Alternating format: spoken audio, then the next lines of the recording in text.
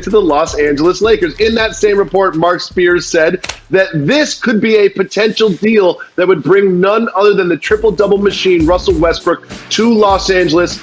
Los Angeles gets Westbrook. The Wizards get Schroeder on a sign and trade, Kyle Kuzma, and THT. Jalen, if I'm the Wizards, I'm not even picking up the phone on this one. What do you think about this potential deal? I've seen a lot of people try to have turbulence as it relates to the name and game of one Russell Westbrook. And I just seen the big O in Milwaukee sitting courtside with Kareem Abdul-Jabbar. And he broke the big O's triple-double record. Don't get it confused, ladies and gentlemen. I've been saying this from the dribble. If you can get Russell Westbrook, you do it. You figure everything else out. So now let me insert him into the Lakers team, okay? And by the way, if you're the Wizards, you don't do this. That's what I'm saying. Because you want to keep Bradley Beal happy first and foremost. But hypothetically, let me just say for those who think that it may not work with Russ and LeBron.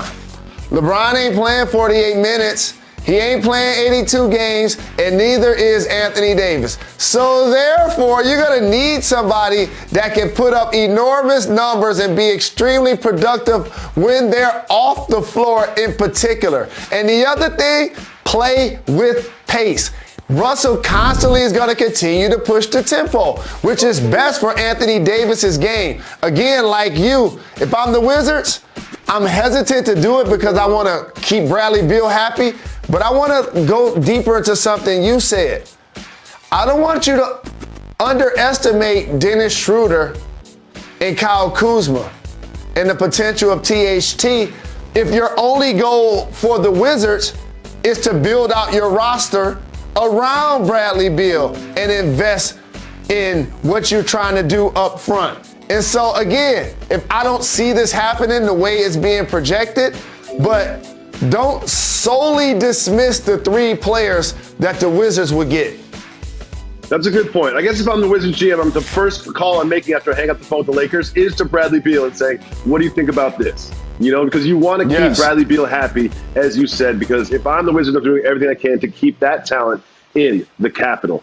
Jalen Rose, starting to get to the end of the summer. And you know what that means. Oh, what they want.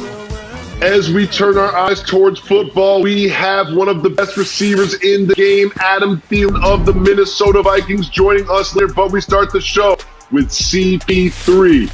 Just recently losing in Game 6 of the NBA Finals, and already the speculation has begun on his future. Our colleague Mark Spears is saying that none other than the Los Angeles Lakers are interested in CP3's services. Jalen, what do you think about this report? Spears the OG. Here's what I think about this report. This offseason, there are going to be so many players tied to the Los Angeles Lakers. Here we go again. You have storied franchise, however, that always is trying to knock on the door and see how they can improve their team and win a championship right now. This is why they have 17. In particular, in LeBron's 17th season and Anthony Davis returning from injury. They're in win now mode. So therefore, since the offseason is here and they need a point guard, since Dennis Schroeder is a free agent and they may not and are not going to pay his ticket, Chris Paul is going to be in the conversation. Russell Westbrook is going to be in the conversation.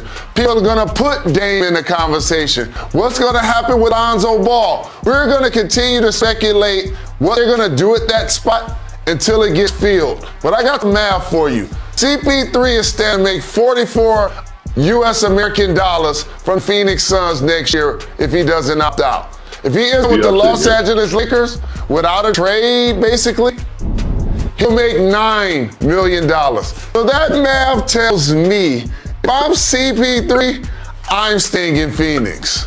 Yeah, it's a $35 million difference. However, there could be a sign-and-trade situation or something like that. Now, if you were CP3, would you opt out and then re-sign with Phoenix on like a 3-year deal or something like that? Get you $100 million. $44 million in one season is a lot to opt out of.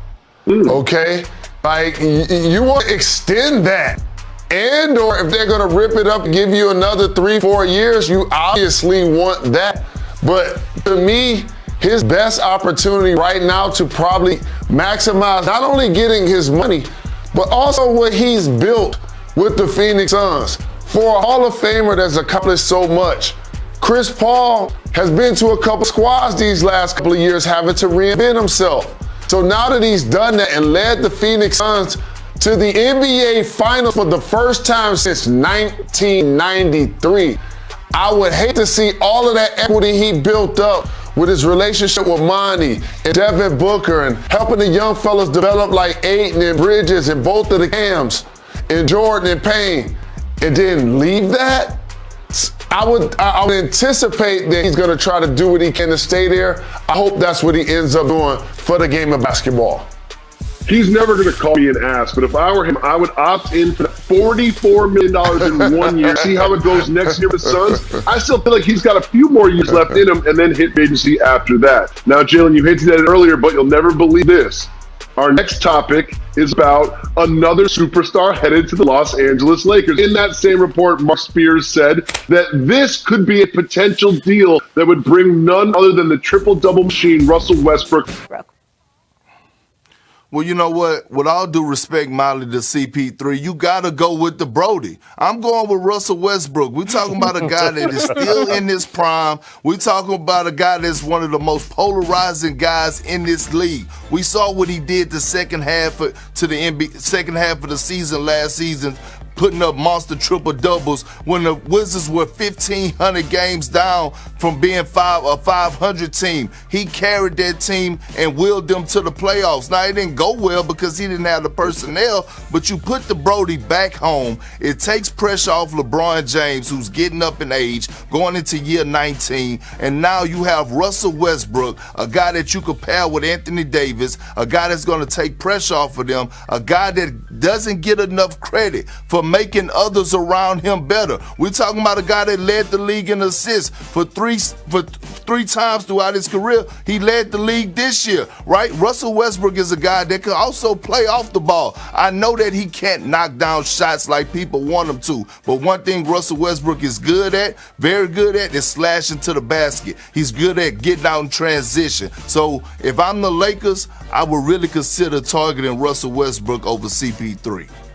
Perk, I know he the Brody, man, but sometimes he can't hit the ocean if he was in a boat, right? And what the Lakers need is spacing. Why do they need spacing? Because LeBron is a guy who likes to drive, and also he's going to be driving in transition to where Anthony Davis occupies that real estate. So I want someone to come down and facilitate that can take the pressure off, much like Rondo did a couple of seasons ago when they won the championship. It was Rondo's basketball acumen, his ability to get guys lined up in the right place. And I'm not saying that Russell can't do that, but every once in a while when they're sloughing off and they're trying to double Davis or double LeBron when he decides going to block, I want somebody that can be confident, can knock down the three and not start a fast break on the other end, man, because he's building bricks with his house.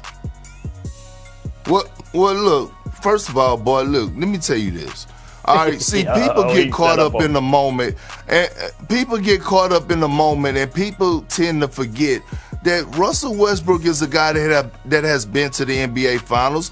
Russell Westbrook is a guy that has been to multiple conference finals. Russell Westbrook is battle-tested. Russell Westbrook knows what it takes. I played with Russell Westbrook. I watched him elevate in those moments. Hell, I even watched him give CP3 that work and beat him when he was going against the Los Angeles Clippers. So look, we all know that the Brody, his weakness is what? Shooting the mid-range, and we said that about Giannis. His weakness is what? Shooting the jump shot, shooting the free throws. But guess what? Giannis proved us all wrong. And when you